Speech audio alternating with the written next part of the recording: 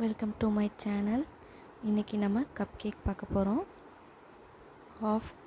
Half cup மைதா, கொஞ்சமாக baking soda, baking powder கொஞ்சமாக add பண்ணிக்கிறோம். இப்போ எல்லாத்தையும் சேர்த்து நல்லா மிக்ஸ் பண்ணி நல்லா சலிச்சு எடுத்துக்கிறோம். ஃபஸ்ட்டு நம்ம கேக் பண்ண போகிறோம் அப்படின்னா நமக்கு தேவையான எல்லா திங்ஸையும் ஃபஸ்ட்டு நம்ம எடுத்து வச்சுக்கணும். நம்ம கை கேட்டுற தூரத்தில் அப்படி வச்சுட்டா தான் நம்ம ஈஸியாக எல்லாமே பண்ண முடியும். ஸோ நெக்ஸ்ட்டு நான் என்ன பண்ணிக்கிறேன்னா, பக்கத்தில் சுகர் ஆஃப் கப் சுகர் எடுத்து வச்சுக்கிறேன். இப்போ நல்லா சலிச்சிட்டு ட்ரை இன்க்ரீடியன்ட்ஸ் ரெடி ஆகிடுச்சு. நல்லா விஸ்க் போட்டு ஒரு டைம் உங்களால் முடிஞ்சிச்சுன்னா 3 டைம்ஸ் சலிச்சிக்கோங்க. அப்படி இல்லை அப்படின்னா நல்லா ஒன் டைம் நல்லா சலிச்சிட்டு அதுக்கப்புறம் நல்லா விஸ்க் வச்சு நல்லா மிக்ஸ் பண்ணிக்கோங்க. நெக்ஸ்ட்டு பார்த்திங்கன்னா, நான் சுகரும் ஆஃப் கப் எடுத்து அளந்து பக்கத்தில் இன்னொரு பாத்திரத்தில் வச்சுருக்கேன். அதையும் விஸ்க் வச்சு நல்லா இது பண்ணேன். என்னென்னா அது பவுடர் சுகர். நான் பவுடர் சுகர் ஆல்ரெடி நல்லா மிக்சியில் போட்டு அடித்து எடுத்து வச்சுருந்தேன் டப்பாவில். ஸோ அது நம்ம கொஞ்சம் டைம் ஆகிடுச்சுன்னா அது அப்படி கட்டி ஆகிடுது. ஸோ அதனால தான் அதையும் போட்டு விஸ்க் வச்சு மிக்ஸ் பண்ணிகிட்ருக்கேன். அப்படி இல்லைன்னா நீங்கள் மிக்சியில் போட்டு ஒரு சுற்று கூட விட்டுக்குங்க. நான் எடுத்துருக்கிறது பவுடர் சுகர். நெக்ஸ்ட்டு வெட் இன்க்ரீடியன்ட்ஸ் எடுத்துக்க போகிறோம். இதுக்கு அரை கப் மைதாவுக்கு 2 முட்டை எடுத்துக்க போகிறோம். 2 முட்டையை எடுத்து நல்லா பீட் பண்ணணும். கண்டிப்பாக 2 முட்டை நம்ம பீட் பண்ணுறதுக்கு முன்னாடி அதில் கொஞ்சமாக கண்டிப்பாக சால்ட் ஆட் பண்ணுங்கள்.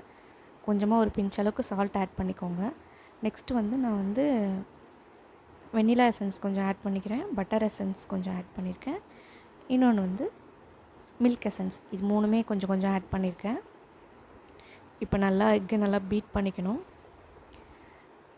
மெயினாக கப் கேக் நமக்கு ரொம்ப நல்லா ஸ்பான்ஜியாக வேணும், எக் ஸ்மெல் வராமல் வேணும் அப்படின்னா கண்டிப்பாக என்னென்னா எக்கில் தான் இருக்குது.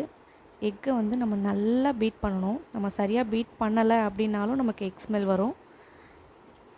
அதே மாதிரி அந்த ஃப்ளஃபினஸும் வராது.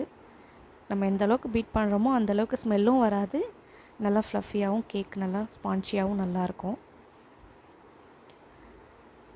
மேக்ஸிமம் 5 மினிட்ஸ் வரைக்கும் கண்டிப்பாக பீட் பண்ணுங்கள். நமக்கே தெரியும் அது நான் பீட் பண்ணும்போது ஒரு மாதிரி லேயராக வரும்போது அது ரெடி ஆகிடுச்சின்னு அர்த்தம். இப்போ நான் பீட் பண்ணி லைட்டாக பபிள்ஸ் வர ஸ்டார்ட் ஆகும் ஸ்டேஜ்லேயே சுகர் பவுடர் இது கூட சேர்த்து பீட் பண்ணிக்கிறோம். கொஞ்சமாக சுகர் பவுடர் ஆட் பண்ணி இது மாதிரி பீட் பண்ணுங்கள். ஒரு ஸ்பூனுக்கும் நீங்கள் எவ்வளோ 3 டைம்ஸ் பிரித்து ஒரு 3 டைம்ஸ் ஆட் பண்ண போகிறீங்க அப்படின்னா ஒரு டைமுக்கு ஒரு 30 to 60 செகண்ட்ஸ் பீட் பண்ணிவிட்டு போடுங்க. அப்படி இல்லை உங்களுக்கு இந்த கை லெஃப்ட் ஹேண்டில் ஸ்பூனால் எடுத்து போட்டுகிட்டே பண்ண முடியும் அப்படின்னாலும் கண்டினியூஸாக போட்டுகிட்டே பண்ணுங்கள். நான் பார்த்திங்கன்னா ஃபஸ்ட்டு லெஃப்ட் ஹேண்டில் எடுத்து போட்டு தான் பண்ணிகிட்டு இருந்தேன். பட் அதுக்கப்புறம் கடைசி பேட்டரை ஃபுல்லாக போட்டு பீட் பண்ணிக்கோங்க. இப்போ எல்லா சுகரும் ஆட் பண்ணதுக்கப்புறம் ஃபைனலாக ஸ்பேச்சுலா வச்சு ஃபுல்லாக மிக்ஸ் பண்ணி விட்டுட்டு சைடில் இருக்கிறது எல்லாத்தையுமே எடுத்து விட்டுட்டு கடைசியாக ஒரு 5 மினிட்ஸ் நல்லா பீட் பண்ணுங்கள்.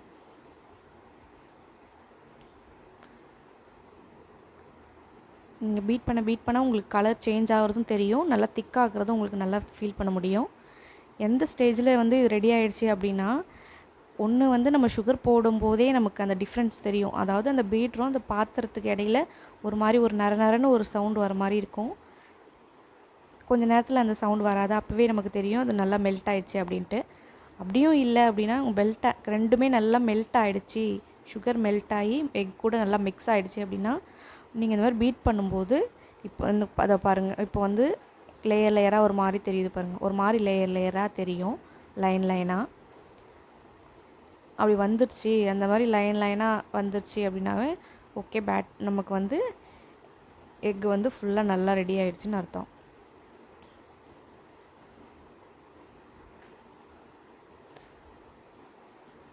நல்லா ரெடி ஆகிடுச்சி. இப்போ பார்த்துக்கோங்க.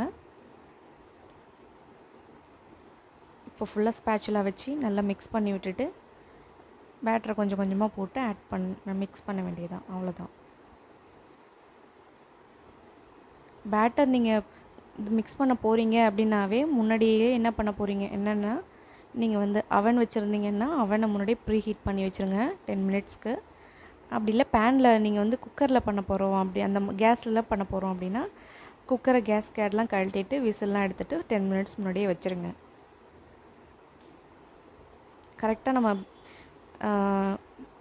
பேட்டர் ரெடி ஆனோடனே உங்களுக்கு வந்து அவனில் வைக்கிறது கரெக்டாக இருக்கும். அதனால் முன்னாடியே பண்ணி வச்சுக்கிறது பெட்டர்.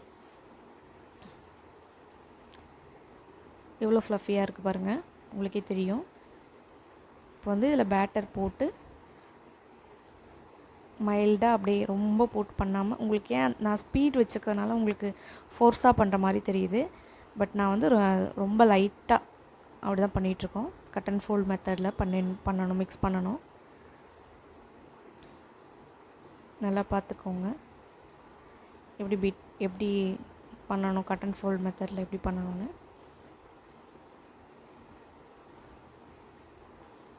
ஆக்சுவலாக நார்மலாக நம்ம மாவு மிக்ஸ் பண்ணும்போது இது மாதிரி இருக்காது. நம்ம ஸ்பீட் வச்சுருக்கிறதுனால இதை ஃபோர்ஸாக பண்ணுற மாதிரி உங்களுக்கு தெரியுது.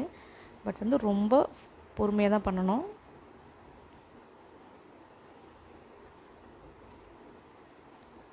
நான் ஒரு 3 to 4 பேட்சாக பிரித்து கொஞ்சம் கொஞ்சமாக மாவு போட்டு நல்லா மிக்ஸ் பண்ணி எடுத்துக்கோங்க.